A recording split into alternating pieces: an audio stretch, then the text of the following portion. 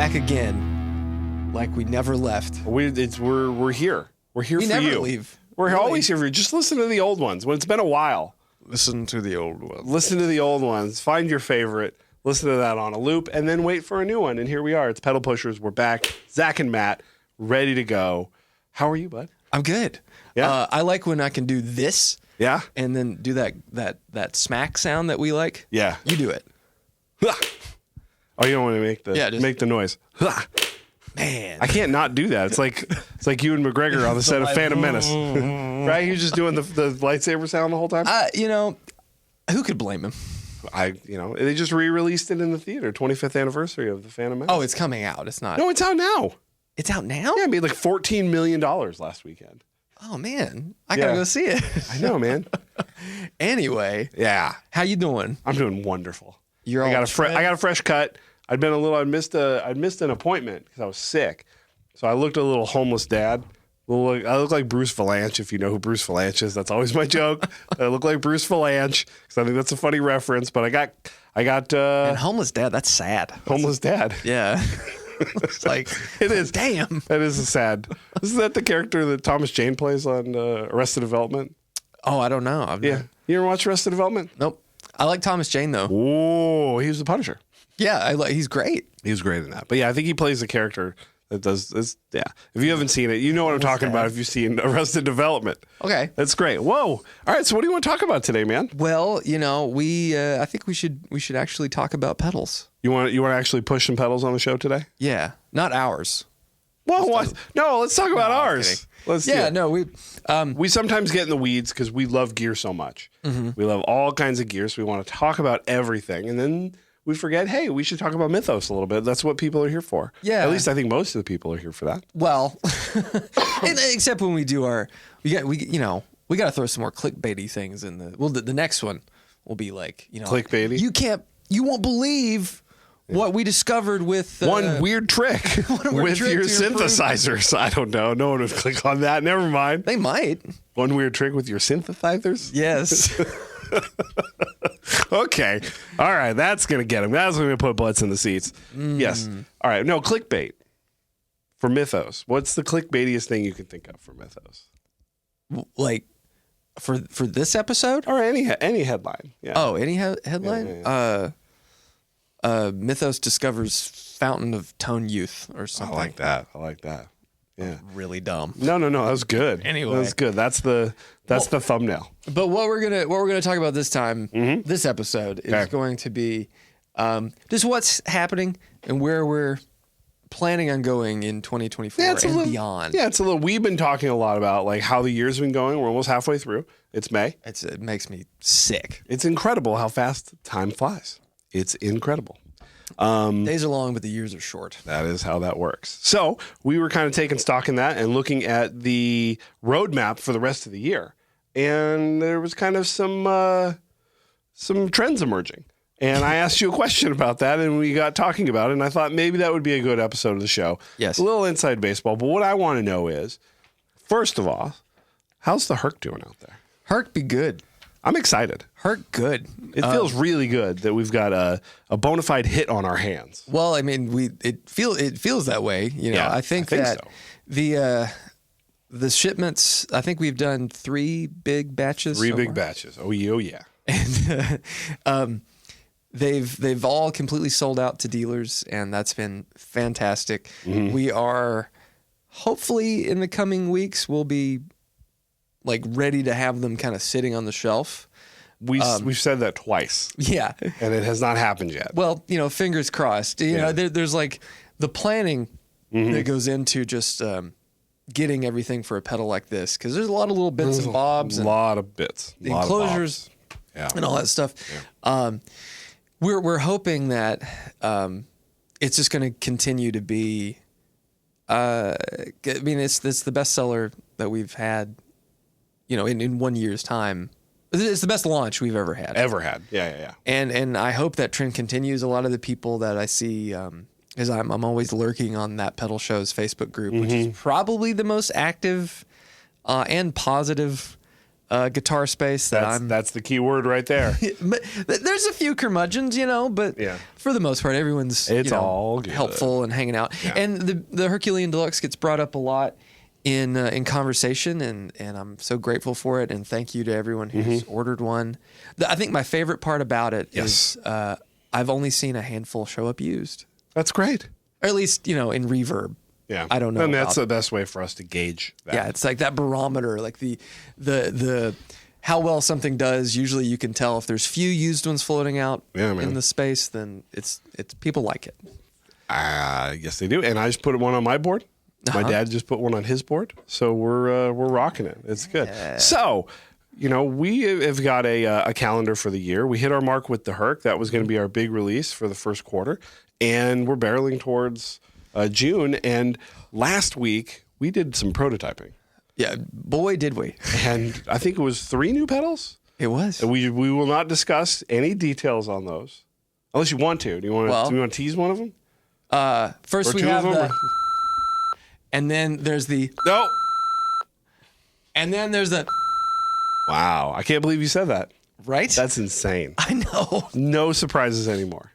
No one's no one's ever gonna. But I think they're not gonna get it. They're not gonna guess it. They're not gonna guess what these are. I don't think. I think there's enough clues out there. Some people will know what's going on. If you watch, or if you look at any of our Instagram photos, you might. Yeah, because the pedals that we're working, there's a lot of inspiration lying around the place. Yes, but all 3 of them sounded really good. I think we're very excited about them. Yes. Yeah. You're trying to remember what we did? I'm trying to what can I say? I know. Are all 3 of them coming out this year, Zach? Yes. Yes. Yeah. And that's what we're gunning for. Yeah. 3 more. And they're all very unique. Yes. They are. Mm-hmm. One of them is a combination of circuits that we've never messed with. Wow. The others are just really. I don't know. You guys are gonna. I think you're gonna. Not only are you gonna like the feature sets and the sounds of what we're mucking with, but they're gonna look really cool. They're gonna look awesome. I think one of them is so different than what we normally do. People are gonna be very surprised. Yeah. And I think it's going to be really cool. Yes. But there is a common theme running through all of this. We like overdrive pedals. We love overdrive pedals. So there you go. There's your big hint. We love overdrive pedals. And I want to know from you, Zach, and I asked you this privately, and now you were on the pedal pushers, and you were talking to the people. What? It's like, how do you feel about that? Like, are you ready to just barrel down that road and be the overdrive guy, or do you harbor a desire to make a variety of every pedal like some of the bigger companies do? How do you feel about that? I'm putting you on the spot, bruh. I'm fine with having just a bunch of overdrives. I mean, I want to do more. The thing about modulation or time-based effects or whatever, I want them to be so just simple and really adhere to the ethos of Mythos. The ethos of Mythos. That sometimes those things, honestly, that the work that it takes to get that project off the ground. Yeah. Is sometimes so intimidating that I just go, you know what? Let's just work on another overdrive. Yeah. But overdrives are what I love when I have, when I think back to all the guitar pedals I've owned. Mm-hmm. I would say 95% of them have been some form of drive, distortion, fuzz, boost. Yep. And I don't know. To me, it's that's what I cut my teeth learning. Mm-hmm. Maybe because I'm too dumb to understand how all these other circuits work. But you know what I mean? This, it always felt I understand how I can take this and make it feel more compressed or more disconnected even from my hands, or I can kind of wrap my head around that when all the other stuff was so intimidating. So I don't know. It's always been the snakes and sparklers Joe Dirt joke about me. That's what I like, so that's what I sell. But yes, I feel like there's never enough overdrives in the market. Like, look around. It's insane. Well, we did a little exercise where we tried to list out every overdrive, fuzz, or distortion circuits, like a generic kind of classic, circuits. Word cloud. And there was so many. There's a lot. And there's so many that we've never touched. And right. And so the interesting, or that if we have, they've never seen the light of day. Yes, sort of because we had a lot of prototypes. But I think for me, a lot of the modulation and time-based stuff is our utility pedals, but the drives are what gets my gas going. That's what gets me excited. That's what brings drives give you gas. Yeah, it gets to me. Yeah, gear acquisition syndrome. No, but it gets me excited to play guitar. Like the other stuff, like you get a good delay pedal or a modulation pedal, and they're fun. But the drives are what makes me like just get all hot and bothered about playing guitar. And the other ones, it's necessary for a lot of functions and a lot of types of music and songs. But like the stuff that gets me just geared up. Get you sweaty. Yeah. I mean, drives, and I think that's the way I play, and I think that's the way you play. Oh yeah, and I think that's the way Jeff plays. Jeff's had every single overdrive pedal ever made 4 times. If Love Pedal has made it, he's bought it 3 times, which is terrific. I love it. So that's the energy at this place, and so it's not surprising. That's where we ended up. And I'm curious to see what the community thinks. I mean, I feel like drives are they're the seasoning. They're your they're your spice rack. They're the things that, we, even if we don't use it, we have it tucked away for when we need it. Mm-hmm. And I don't know. I would love to see in some comments what people think about are there ever too many drives? Can you own too many permutations of that sort of pedal, or even derivatives of the same circuit? I own. How many Tube Screamers do you own, Zach? I think 23. 23? Okay. Or maybe more, maybe less. Okay. But even then, that's just Ibanez and Maxon ones. It's not even counting my Bonsai or the other shit that I have. That's the same circuit. Screamer-ish. Yeah. Esque.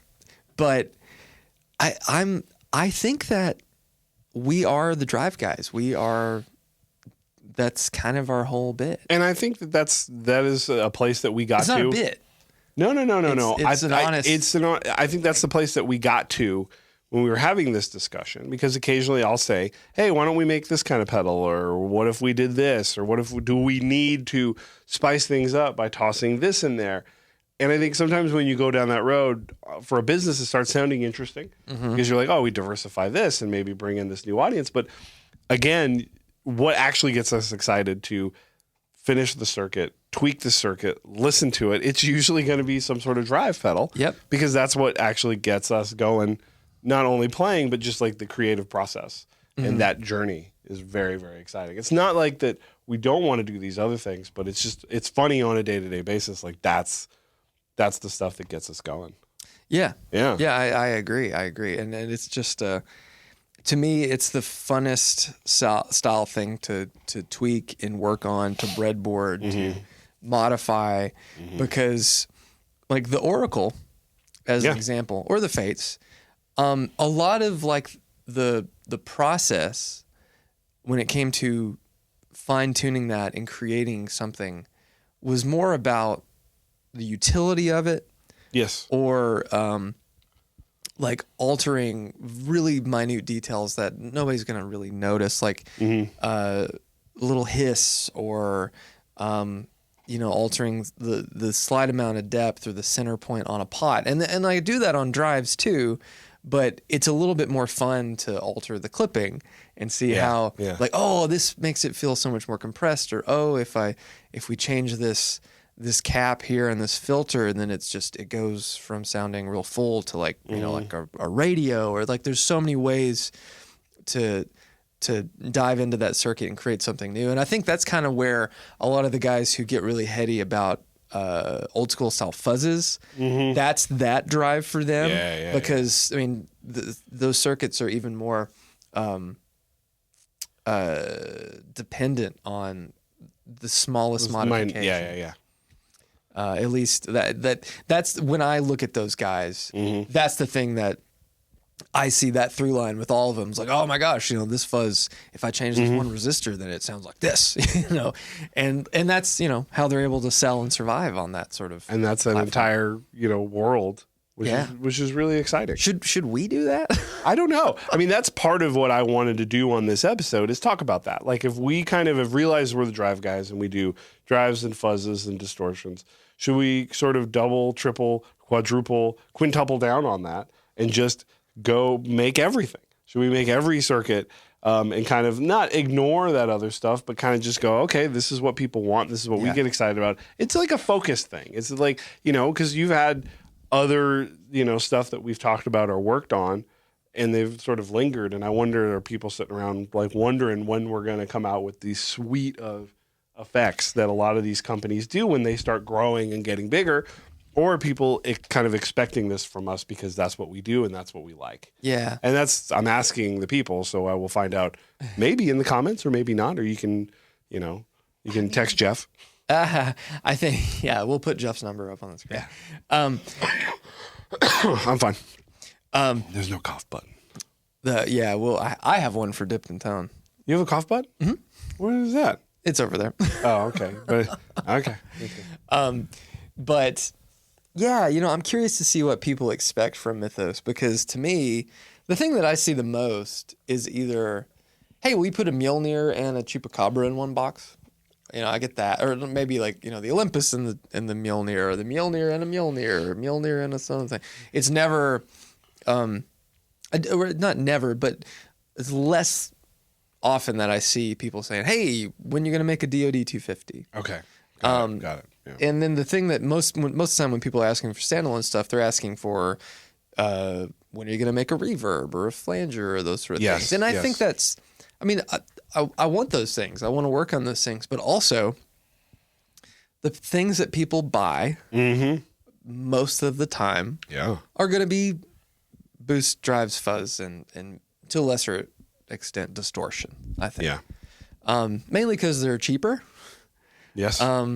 And I feel like the modulation and the delay side of things and reverb too, it's harder to knock things off people's boards. Once you kind of say, oh, this is my delay, then I feel like that's one of those things, at least from my experience, that and maybe I'm just, speaking out of turn here, but I feel like most of the time when people have that, then they're not going to experiment much with that. I know I'm kind of that way. I found the delays that I love, and I don't mess with it. But drives, I was like, well, I'll try something different here. Yeah. Well, I think that speaks to what I was kind of getting at earlier, which is like, what's a utility versus what's inspiration? And for some players, they get phasers and flangers and reverbs and delays could be inspiration pedals. But for a lot of people, it's utility. You find what sounds good and you're going to use it on a few songs and that's it. But the drives and all that stuff are the inspiration pedals. Those are the ones that like sort of. It just depends on how you play guitar. Yeah, that's what I mean. I think that's for us, and I think the people that like our stuff, that's going to be a common through line. And there's other people who are buying other stuff where that's the inspiration pedals for them. But I think when we're talking about what we would do, they're pretty much utilitarian style. Yeah. Right? We're not adding a bunch of crazy features to try to get you to go down a road that you maybe never heard before. There's a lot of great companies that are doing stuff like that. But if we did them, they're going to be not bare bones, but just, features that make them work with the type of players that we are and the type of drives and the type of fuzzes. I mean, that's what the Oracle and the Fates are. Yeah. They are as stripped back as they can be. And I want to grow that idea, but I do think that for us, it just makes sense for us to kind of expand on that idea. But ultimately, it's up to the community. Is that something that makes sense for Mythos to pursue? Yeah. I see it as is that an expectation of growth? People see a company and they expect the lineup to eventually look like what JHS's lineup looks like, or what Earthquaker's lineup, which is a lot of interesting pedals, but they kind of hit all the boxes, even if they're in their own way, or some of the even like a Jam or something like that, who has like a lot of stuff covered, right? Where we don't really do that, and that it is an interesting thing, and I do wonder about that sometimes as we try to sort of, lift the company up and grow and move forward. If like that's the way to do that, or if we're like, you know what, we're just going to make a shitload of drives and then we're going to make it happen with that. Yeah.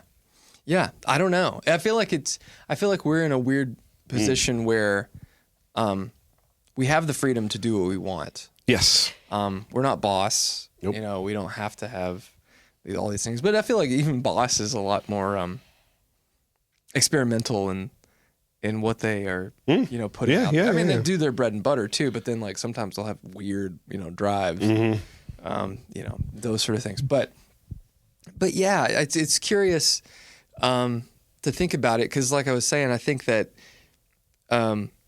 where we're at from a business standpoint, if we want to experiment and we put a pedal out there and it kind of flops, I don't think it's going to kill us. No. If we only had a handful of pedals and we put all of our eggs in one basket and set that out into the world and it just died on the vine, then yeah, that would be a huge blow. But I think we've kind of established ourselves by, I mean, and this is like a deeper look back into how I've operated. Let's do some inside baseball here.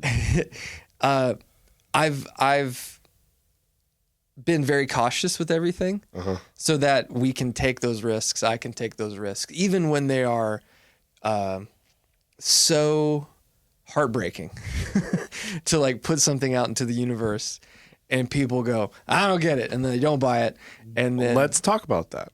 kind of like the positron. Let's talk about that because I think this is the stuff that people want. We are being vulnerable. We're talking about the company. Let's talk about the positron because it's a terrific pedal. The positron, not the positron collider. Yes, we're talking about the main pedal, the white one. The white one, yes. It's kind of dunzo. It stunk.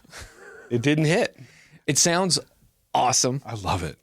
It sounds so good. I think it is, of all the like big muff variants I've played that are more traditional, it's great. It does exactly what I would hope that circuit would do. But I guess what happened? I think it's the art. Okay. I think it's the look. I think I didn't market it well enough initially. I was riding or hoping to ride on the wave of the positron collider, but I mean, even those, there's only probably maybe 200 or 300 of those just out there in the world, and that's not enough to have as like a cornerstone descriptor of a pedal in your lineup. Yeah. So I mean, I honestly think a lot of it was the art. I don't think people got, because like the positron collider is like a Ghost Trap Proton Pack thing. Yes. And I thought, a positron, I'll make it look like the Ecto 1, and it'll have like the positron with the circle and the line through it, like the No Ghost logo, and a little Dymo label for the loud, which I love. That little looking, looks like a Dymo. It's very cool, yeah. And like the colors are very Ghostbustery, but without being, it's more of a wink and a nudge without being like in your face like the collider. But honestly, if it was probably silver and black and red and had like a bubble font, even if it was called the positron, or maybe the name's stupid, I don't know. I think it would have sold better. I don't think people know it's a big muff. Yeah. I mean, that's like, it comes down to like, there's nothing about the presentation that says that it's a big muff, and like, you don't. What says big muff though? I mean, it's the box. You know what I mean? It's the colors and the style. I mean, it is an interesting thing about working in this industry and trying to figure that out. It's like, how much sort of hand holding do people need to know like what exactly the circuit is, and how much does that help? I mean, a lot of the companies that are doing like big muff variants, it's like you can have success without it looking exactly like a big muff. Yeah. But, is that sort of the shortcut and the easy way to do it? I mean, if you look at the Herculean, it's like we're not copying anything from the inspiration on the circuits. Really? Huh? The Herculean. What about it? What do It's you like we're not copying any of the inspiration on the circuits. Oh, for the aesthetic of The it? aesthetics. Oh, yeah. It sorry doesn't about look like a blues breaker or whatever. Yeah. Yeah. And I think that but we told people what it was, and we told people what it was based on, and we played it. And so I think you did that with the positron, right? I mean, I made a video. I think people I called it a cascading amplifier distortion, which is like the Big Muff originally said like distortion sustainer. Yeah. Or something, so I was trying to be cute with that because a Big Muff is amplifiers like cascading into each other to create fuzz. So I don't know, I love it. We still have, I guess we don't have that many circuit boards. No, we don't. So we don't have a lot to say, oh, we'll do a different version and let it out into the world. Yeah. I feel like it needs to be rebranded and rethought out. And then it would probably do better. But if you want one, all of our dealers that still have them usually have them up at a discount. We have a handful. And it's just, I think it's time to let it kind of just die. And and that's like a big concern for me. Like, I feel like if we were, let's say we released every classic drive or fuzz thing. Perfect. It has to look cool. It does. And I think if it does look cool, that gives it, not that our stuff is like simple and to the point and effective, but it has to have an aesthetic language that really is enticing to the player. Yes. And if it doesn't have that, then people just kind of pass it by. And I find that kind of ironic because at the same time, people will, without question buy like a Behringer pedal, which admittedly looks like crap just because it sounds good and it's cheap, So there's a lot of different ways to go. It's tough. So will the positron give you pause at all as far as on some of the stuff that we might want to do in the future? I think it all depends on the names and the looks. Isn't that honestly, if we called it, something entirely different and came up with, we usually, for those that don't know, we'll kind of have a powwow in my office where I will pull everything up. We'll play with fonts. We'll play with placement, and we have like a vector image of the pedal art. And the cool thing about doing all these things, like if you're an aspiring pedal builder, learn how to use Adobe Illustrator, because when you have the templates and you have a monitor that's of decent size, you can literally look at it 1-to-1. Yeah. So when we put it at 100% and you lay an enclosure next to the screen, it's the same size. So you kind of have this, you can stand back and look at it, because those are some of the things. You have to be able to see it. It has to have a color that is cool. Yes. It has to have something on it that is identifiable, that you can tell that it's a Mythos pedal. That's two.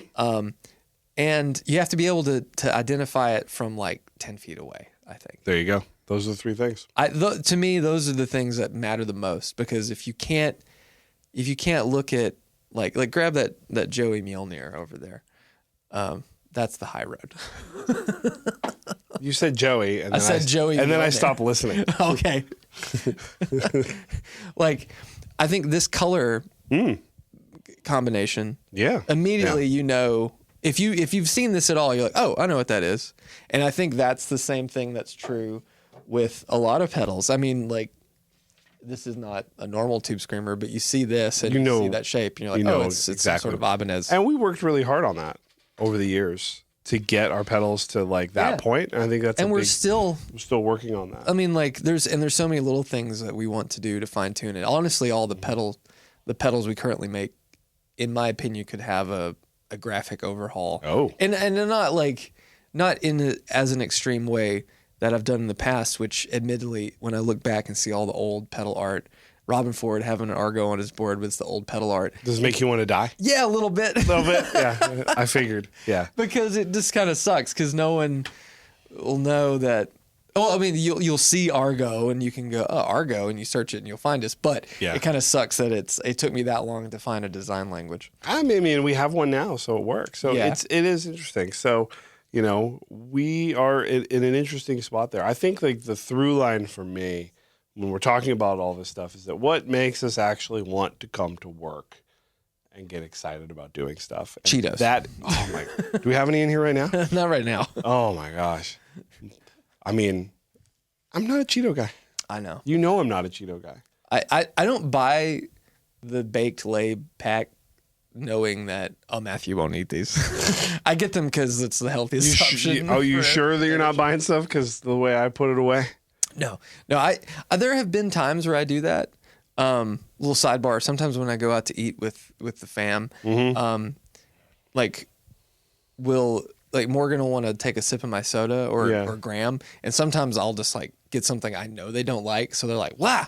So I have a drink all to myself. Since my wife does not listen to this show or watch it because she gets enough of me at home, I will say something slightly not mean, but like she's a can I take a bite of that person? And it takes way too big, way too big, way too big. So it's always just like, okay, like I get it. Like, you know, it's like if you're deciding to share ahead of time, I would almost rather do that than have somebody, if you're going to take a bite, like, and she's like, well, I got to take a bite to like really know. I got to take a bite. I'm like, yeah, I'll tell you. I will tell you. And then she's like, you can have a bite of mine. I'm like, I didn't order that. Yeah, I don't want it. Your food. I don't want your food. I want what I had. I want it. So love you, honey. You're never going to listen to this. So, but there you go. Sorry, Allison.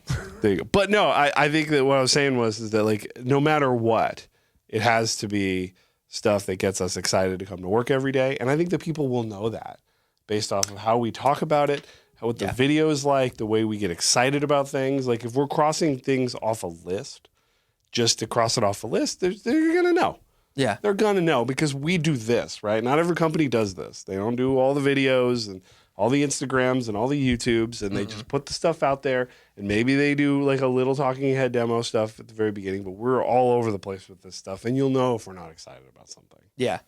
They'll know. I mean, honestly, I don't think I've ever really released anything that I truly didn't get excited about. Mm-hmm. Do you think that's common? People checking maybe the things buffer. off. I mean, the buffer was sick, bro. You know, I mean, it's a utility you pedal. I mean, but do you think we're not going to call other companies out, but do you think there's a lot of like, you know, checklist kind of things happen where like, oh, this makes sense for us business wise. We're just going to make this and check it off the list.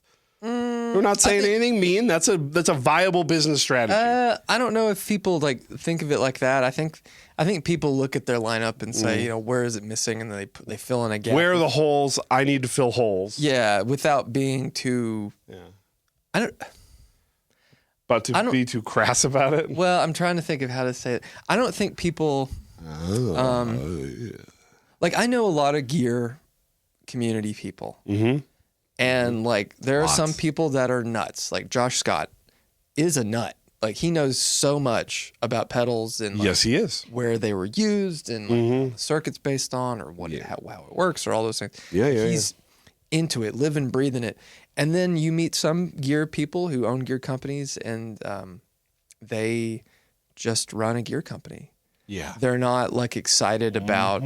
They could be making anything, and I feel like sometimes with those guys, the products are they're bullet points on a list. Yep. They get thrown together and made. And sometimes, you know, that's a fine way. You know, like I'm not saying these people don't know how to make something that sounds good, but like the why I think sometimes is missing because, and I think a lot of that is just because we don't know these people.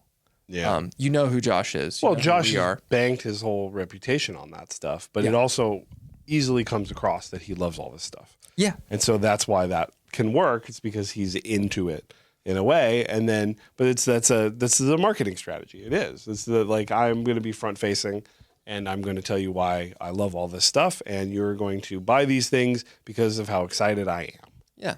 That's part of it. And it's a connection. I think, I mean, that's the biggest thing that this community has going for it over a lot of other spaces that I see is that it's so like,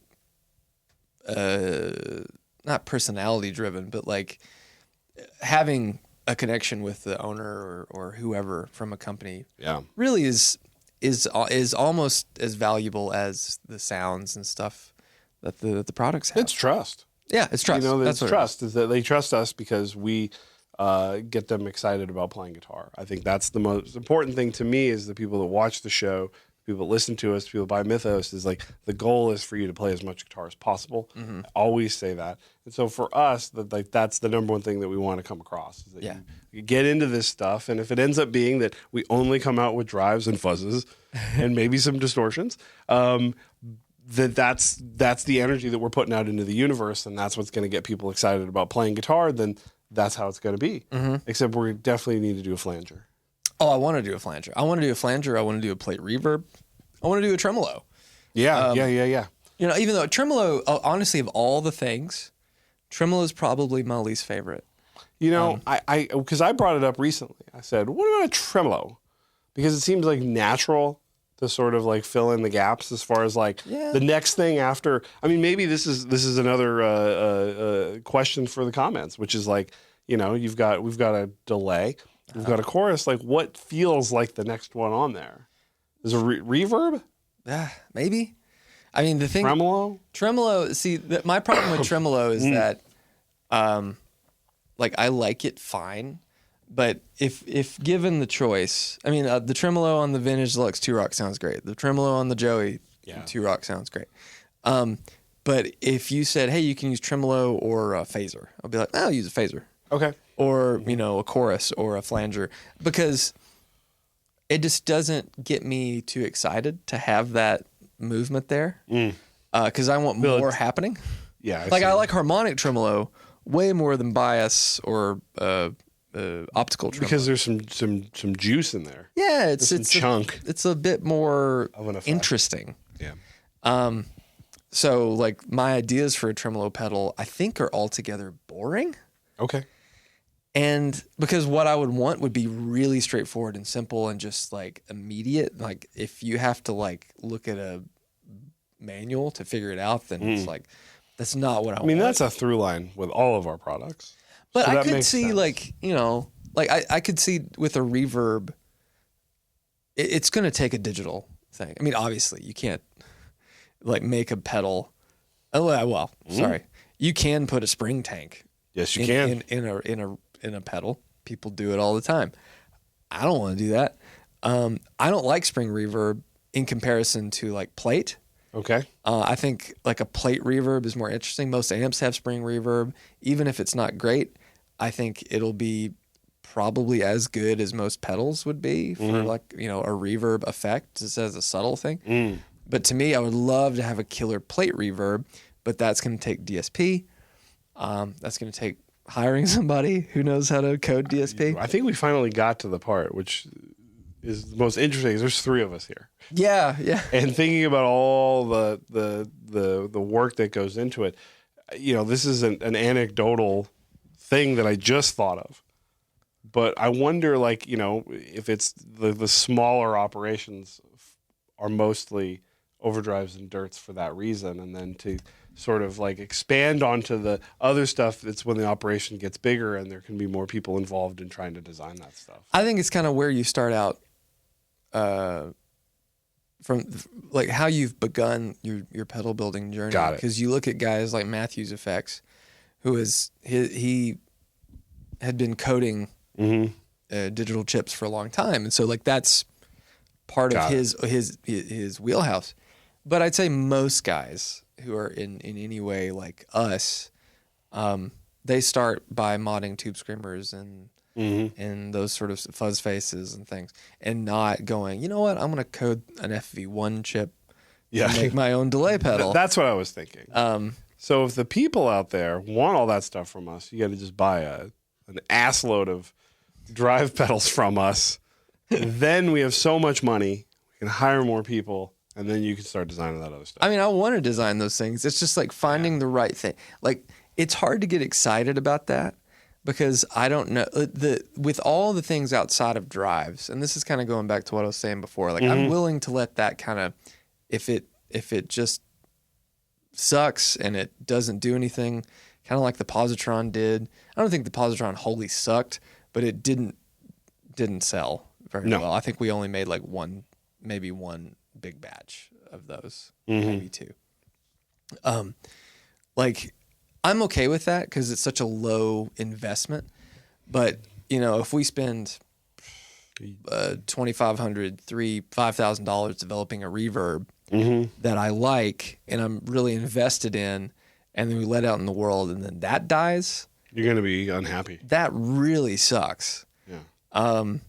And so honestly, I think some of those things, like if we made a phaser, phase 90, phase 45, sweet. phase 100, that sort of thing. I love those circuits. Like that's like, I'm not going to get too worried about it. Got it. Cause like that's a pretty low development cost, but anything else, it's like you almost have to have a damn focus group or something so you can know like, are these features what you guys want? What do you think the guitar player of today will expect from a Mythos reverb pedal? Like those sort of things. And thus the conversation we're having. And we hopefully will have lots of great answers in the comments about all these things. Or people just say like, make a rat. And that'll be it. And we're like, oh, okay. Yeah, okay. I found a bunch of LM308 metal cans. I was helping one of the guys from Carter that came by, and they needed a compressor chip, and I had one. And then I was going through drawers, like, oh, I forgot I had these. like a bunch of old metal can rat chips. So I like the rat. I've never bonded with the rat. People probably look at me and the way I talk about my gear and my things and say, that's a rat man right there. That's a rat man. But I never have. I think my playing gets to I get ratty no matter what. Yeah. I don't know. I don't think you've ever had a rig that would really plays well with a rat.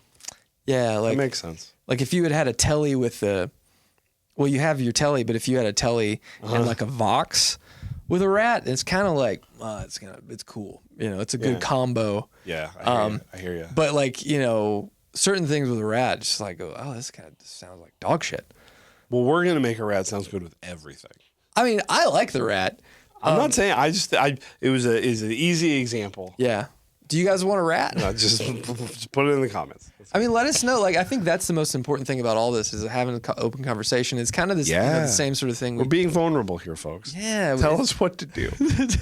Tell us what to do. It's kind of the same thing with like AMA Fridays and all the stuff on Instagram. It's like you guys inform so much for us just by talking about things that it really helps us understand like what the community at large is expecting from us. Because your last little point here is, who can make it big? Us?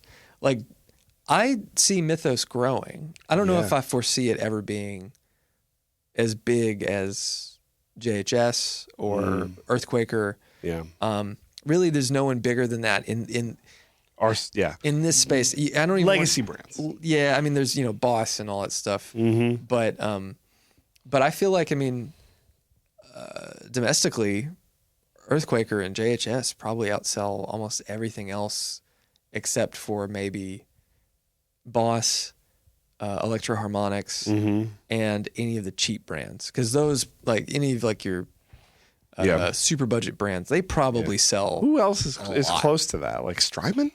Strymon, yeah. They got to be like a solid 3 or something like that. That'd be an interesting list to figure out. I mean, that's something that I know Josh did like a best-selling. I know Reverb has those lists all the time, so you can kind of see. He went to Sweetwater and had like printed out like the best-selling pedals of like X amount of time. Yeah.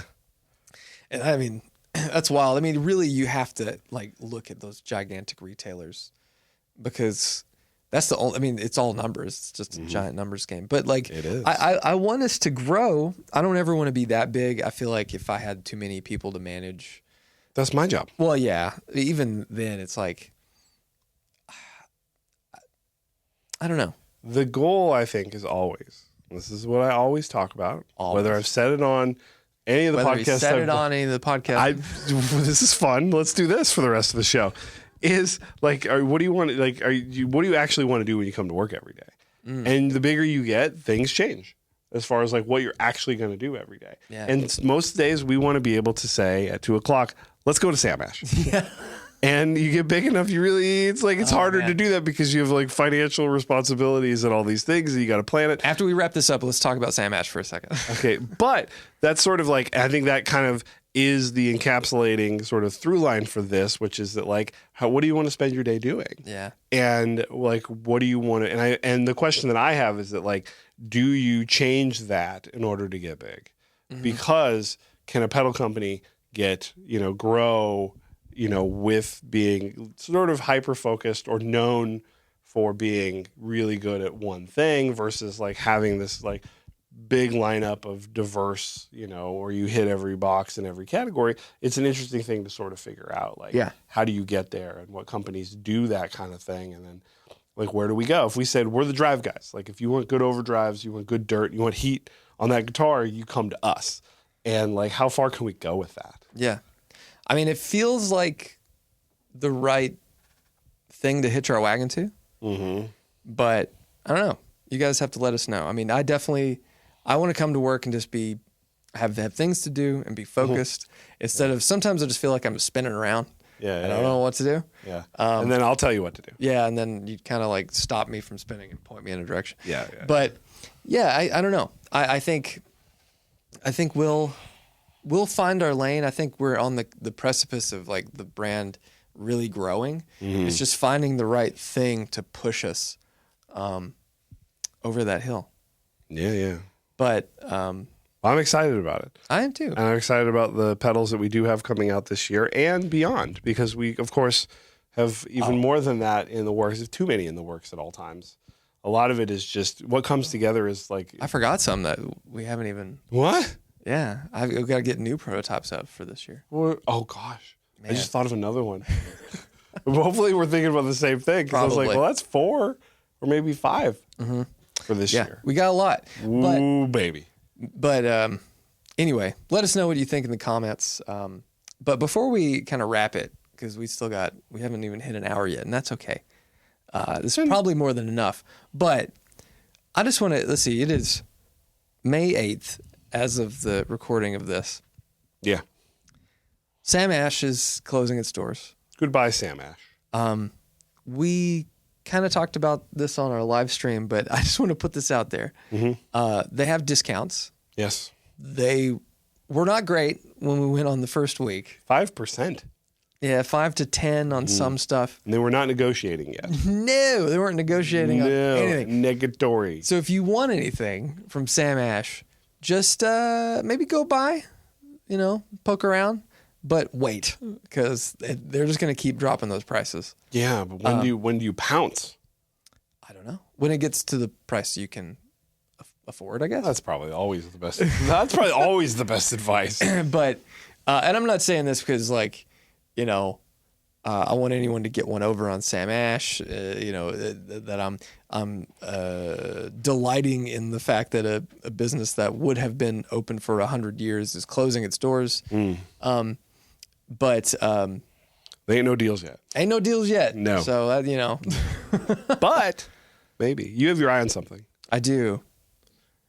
It's dumb, but I want it, but it's dumb. We'll see. I don't know. I think it's fun. I don't know if I'll end up with it. So, last but not least, let's do what are you buying and what are you selling? Oh, geez. We haven't done that. And that was a staple of the show. And I think that we bought so much stuff and sold so much stuff. It's like we kind of forgot about all that stuff. But we buy our PRSs. This is an advertisement right now. We love our PRS. I don't want it. We played your guitar. Ugh. We shouldn't have done that. No. We played your 594 on Monday, and it sounded amazing. It sounds so good. It sounded amazing. I was like, oh, God. It's why I haven't taken the special out of the case since I listed it. I can't do it. Yeah. I can't do it. I don't know. So I'm selling the 594 reluctantly, maybe. I don't know. Thinking about the Soldano. It's up. No one has messaged me about anything. At least not with any serious offer. Because I'll negotiate, but I'm not going to give it away. But no, I don't know. I'm probably going to have another pedal purge. Yeah. But you're not selling anything apart from your PRS. That's it. But you're getting something soon. Yeah. My new Casadosa should be here in weeks. I've been gifted with a photo of the guitar body finished. It has been painted. Is he shipping it here? Yeah. Sweet. Yeah. I mean, the odds are I'll be here. So yeah. Yeah. That's very exciting. I know. I haven't. Well, I've been buying a lot of pickups. I've been on like a pickup journey. You bought a guitar today? I did buy a guitar. I bought. What are we gonna do with that thing? I bought a McCready road-worn Strat. Yeah. From your pops and the lovely slanging. people over at Franklin Guitar Works. You go to Franklin Guitar Works' Reverb page. You can get great deals on all sorts of guitars. That's Pops now, baby. It's legitimately dangerous. Yeah, I have saved the Reverb shop on my favorites, and I go every day to see what's going on over there. And yes, it's a smorgasbord of deals. Yeah. And it's ridiculous. So Franklin Guitar Works, check it out. But we got that because we're gonna do another mod video. Yep. Should we kind of tease what the next one is? Well, should we tease what the idea of this McCready Strat video is? Okay. No. Well, the next video that's a mod video is going to be an SG. It's the SG. SG. That's going to be great. Lovely folks at Seymour Duncan gave me some high voltage pickup. High voltage pickups. Man. And we're going to mod that thing. Just make it, like rewire it. New pickups, fix some fretwork. I think it's going to hit. Because that's a good candidate for it. Because it's cool. SG's rule. It's a great guitar. It looks great on you. I like it. I like it a lot. We're gonna, just do the normal stuff. Update some of the plastics, of course. We got more plastics on mythospedals.com. Go to look at the guitar parts. Yeah. And accessories category. But then we're going to do the McCready after that, or is there going to be anything in between? Because the McCready is going to be a long tail thing. It's a big process. What we're hoping to do with that guitar. We've got lots of things in the works to go with the McCready. That's what we'll tease. But then I don't know. I mean, if people have been asking for me to do a semi-hollow or a hollow guitar, like a casino. I'd love a casino, but also like do a dot. An Epi 335 or something like that. I feel like I'm drowning a bit in guitars. So worse things to well, yeah, I know. Oh, it sucks to be. No, but yeah, we have quite a few. There's a lot of shit around here. So it's good though. Like if that happens, I'll probably have to send another guitar on its way. Yeah. So, which I don't want to do. Ever. No, it's like Joe sad. Bonamassa says, my gear collection is a black hole. Things come in and never come out. You sell a decent amount. I know he does too. Yeah. So does he? Yeah, he'll move bursts and stuff. He ebbs and flows. I'm sure he has way more than I even can recollect. But yeah, Joe is he's a character, man, and he like everyone. I think everyone needs to let up a little bit on the Joe Bonamassa bought it. I feel like that trend has kind of died a bit. I don't understand that. Like that's still a thing in 20. Every time Carter posts anything, the comments are just, Joe Bonamassa is going to buy this. Ha ha ha. Yeah. I'm like, okay. Joe, he's very choosy, and he kind of already has everything. So anyway, this is Pedal Pushers. Be sure to like, subscribe, leave us a review on all the Apple Podcast things. Yes, and please, lots of comments on this one. Tell us what circuits you like. Tell us what we're doing right. Tell us what we're doing wrong. How's my hairline? What's happening? Looking great. You got that There's spotlight on your There's head. a glow. I know. Going It's on pointing here. I need to point it. I need to move it so it's not not hitting you right in the crown. There's a telly thin line going on over here. I love it. Yeah. All right, everybody. Thanks for watching. Bye bye. Bye bye.